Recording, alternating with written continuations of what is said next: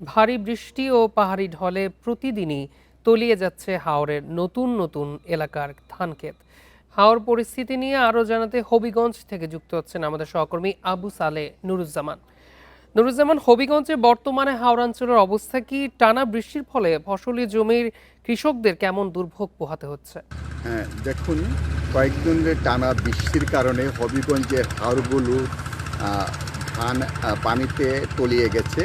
ইতিমধ্যে হবিগঞ্জে ৭,৫০০ হেক্টরের ওপরের ধান সম্পূর্ণরূপে পানিতে তলিয়ে গেছে। এছাড়া আংশিক ক্ষতি হয়েছে প্রায় ৬,০০০ এর মতো ধান পানিতে তলিয়ে গেছে।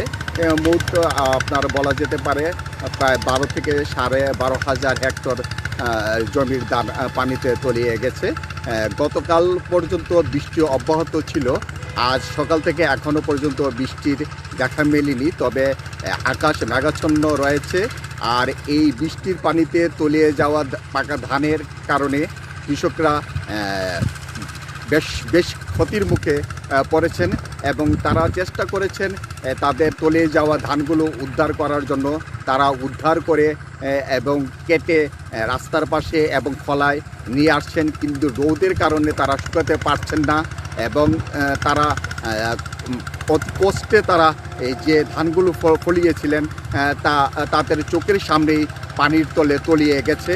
এখন তারা সকাল থেকেই আমরা দেখতে পাচ্ছি তারা কৃষকরা মাঠে নেমেছেন ধান তোলার জন্য এবং তারা চেষ্টা করছেন যদি আজকে এই আবহাওয়া যে অবস্থা বিরাজ করছে এই অবস্থা যদি অব্যাহত থাকে তাহলে তারা তাদের যে কিছু ধান পানির তলে তলিয়ে আছে এবং বাসমান আছে সেগুলো তারা তুলতে পারবেন এবং রোদ হলে তারা শুকাতে পারবেন।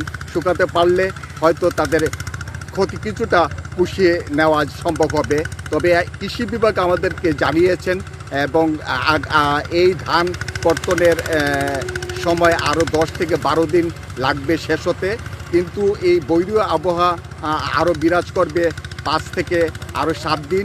এই অবস্থায় কীভাবে কৃষকরা তাদের স্বপ্নের ধান গড়ে তুলবেন এই নিয়ে কৃষকরা চিন্তার মধ্যে আছেন।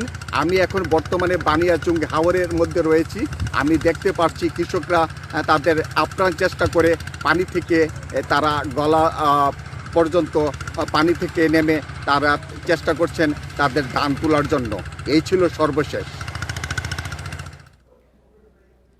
হবিগঞ্জ থেকে জানাচ্ছিলেন আমাদের সহকর্মী।